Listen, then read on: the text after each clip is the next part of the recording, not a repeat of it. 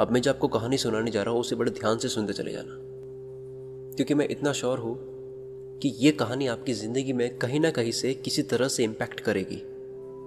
ये कोई ऑर्डिनरी कहानी नहीं है। इस कहानी के एंड में जो आपका फील होगा, इसका जो मैसेज है, वो आपको जब फील होगा तब आपकी समझ का लेवल बढ़ जाएगा। आपकी ज़िंदगी की जो प्रॉब्लम्स है, जो अभी तो आपको प्रॉब्लम्स लग रही है, या कुछ ऐसा कि ये क्यों नहीं हो रहा है, वो क्यों नहीं हो रहा है, मेरे ही साथ क्यों हो रहा है वगैरह, ये सब आपको नहीं लगेगा। ये स्टोरी है भगवान बुद्ध और एक बहुत ही गरीब लड़के की। जो लड़का इतना गरीब था कि वो हर रोज कहीं ना कहीं से खाने के लिए कुछ इकट्ठा करता था, बट हर रोज उसका खाना गायब हो जाता था। एक दिन उसे पता चला कि एक चूहा उसका खाना चुराता है, तो उसने उस चूहे को पकड़ा और उससे पूछा कि तुझे पता है कि इतना गरीब हूं, फिर भी तू मेरा खाना चुराता है। अगर तुझे चुराना ही है तो किसी अमीर आदमी का चुरा, क्योंकि उससे उसको कुछ फर्क नहीं पड़ेगा। तो चूहा बोला कि तेरी किस्मत में सिर्फ कुछ ही चीजें लिखी है और तुझे वही मिलेगा, भले तू कितनी ही कोशिश कर ले, भले तू कितना ही इकट्ठा कर ले, तो उन्हें अपने पास नहीं रख पाएगा। ये जानकर वो लड़का बहुत शौक हुआ कि ऐसा कैसे हो सकता है। तो चूहे ने कहा कि अगर तुझे जानना ही है कि तेरी किस्मत में क्या लिखा है, तो तुझे भगवान बुद्ध के पास जाना पड़ेगा। वही तुम्हें बता सकते हैं कि तेरी किस्मत में क्या है।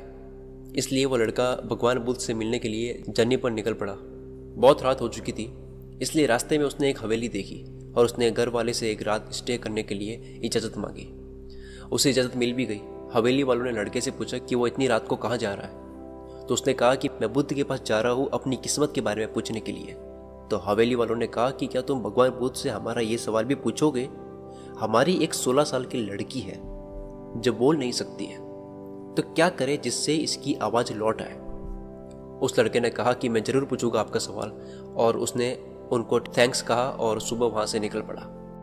आगे रास्ते में बहुत बड़े बड़े बर्फ़ के पहाड़ थे। वो बड़ी मुश्किल से एक पहाड़ पर चढ़ा। उसे वहाँ एक जादूगर मिला। उसने लड़के से पूछा कि वो कहाँ जा रहा है। तो उसने कहा कि मैं बुद्ध के पास जा रहा हूँ अपनी किस्मत के बारे में पूछने के लिए। तो जादूगर ने कहा कि क्या तुम भगवान बुद्ध से मेरा ये सवाल पूछोगे? मैं हजारों सालों से तपस्या कर रहा हूँ ताकि मैं स्वर्ग जा सकूं, और मेरे नॉलेज के हिसाब से अब तक तो मुझे स्वर्ग में चले जाना चाहिए था, तो मैं स्वर्ग में जाने के लिए ऐसा क्या करूं?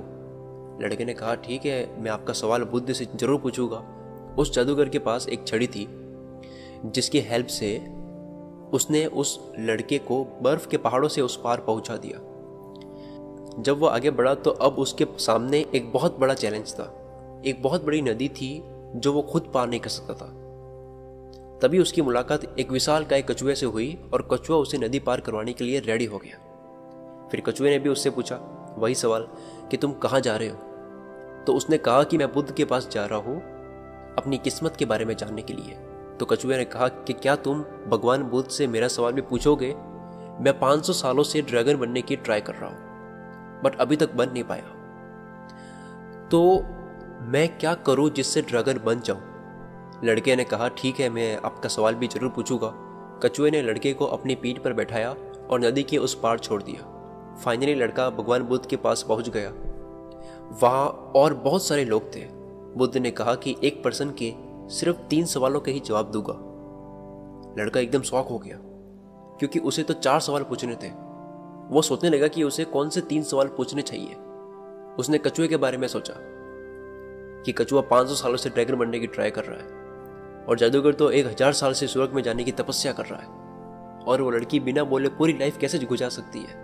फिर उसने खुद के बारे में सोचा कि मैं तो सिर्फ एक गरीब भिखारी हूँ, मैं तो भीख मांगकर अपनी जिंदगी गुजार सकता हूँ, पर कछुए, जादूगर और लड़की की प्रॉब्लम तो मेरे प्रॉब्लम से बहुत ज़्यादा बड़ी है। इसलिए उसने उनके 3 सवाल बुद्ध से पूछे। बुद्ध ने जवाब दिया कि कछुआ 500 सालों से ड्रैगन बनने की ट्राई कर रहा है, पर वो अपने कवच को छोड़ने के लिए तैयार नहीं है। जब तक वो अपने कवच को नहीं छोड़ेगा तब तक वो ड्रैगन नहीं बन सकता। और वो जादूगर 1000 साल से उस छड़ी को अपने पास रखे हुए है। वो छड़ी उसे स्वर्ग में जाने से रोक रही है। अगर उसे स्वर्ग में जाना है तो उस छड़ी को छोड़ना होगा, और जब उस लड़की को उसका जीवन साथी मिल जाएगा तो वो लड़की बोलना शुरू कर देगी। उस लड़के ने भगवान बुद्ध को थैंक्स बोला और वहां से रवाना हो गया। वो दोबारा कछुए के पास गया और बोला कि बुद्ध ने कहा है कि तुम ड्रैगन बनना चाहते हो तो तुम्हें कवच को छोड़ना होगा। जैसे ही कछुए ने कवच उतारा तो उसके अंदर कीमती मोती थे। कछुए ने वो मोती उस लड़की को दे दिए और वो ड्रैगन बन गया। उसके बाद लड़का उस जादूगर के पास गया और उसे कहा कि अगर तुम्हें स्वर्ग जाना है तो तुम्हें छड़ी को छोड़ना होगा। उसने छड़ी लड़के को दे दी और वो स्वर्ग में चला गया। उसके बाद वो उसी हवेली में गया जहां उसने रात स्टे की थी। जब वो वहां गया तो वो लड़की सामने आई और वो बोली, उस रात को हमारी हवेली में तुम ही आए थे ना। सो इस तरह उस लड़के को वेल्थ, पावर और एक ब्यूटीफुल लाइफ पार्टनर भी मिल गया। लाइफ में कुछ पाने के लिए हमें कुछ देना पड़ता है। जब जादूगर ने अपनी छड़ी लड़के को दे दी तब वो स्वर्ग में जा पाया। वैसे ही लाइफ में कुछ बहुत बड़ा करने के लिए अपने कंफर्ट जोन से बाहर आना होता है। पानी का जहाज सबसे ज्यादा सेफ किनारे पर ही होता है, पर जहाज किनारे के लिए नहीं बना है। वो बीच समंदर में लहरों को चीरते हुए आगे बढ़ने के लिए बना है। इसलिए आपको लाइफ में कुछ बड़ा करना हो तो आपको रिस्क लेनी ही पड़ेगी। जैसे कछुए को ड्रैगन बनने के लिए अपने सुरक्षा कवच को छोड़ना पड़ा। और अगर आपको ऐसा लगता है कि आपकी लाइफ की प्रॉब्लम्स बहुत ज़्यादा बड़ी है तो ज़रा एक नज़र डालिए उन लोगों पर जिनके पास रहने को घर नहीं, खाने को रोटी नहीं, कोई देख नहीं सकता, कोई चल नहीं सकता, कोई बोल नहीं सकता। क्या आपकी प्रॉब्लम उनकी प्रॉब्लम से बड़ी है? क्या आप जानते हैं कि हम खुद प्रॉब्लम में होते हुए भी दूसरों की प्रॉब्लम्स को सॉल्व करते हैं? तो इसका रिजल्ट ये होता है कि हमारी प्रॉब्लम अपने आप ही सॉल्व हो जाती है।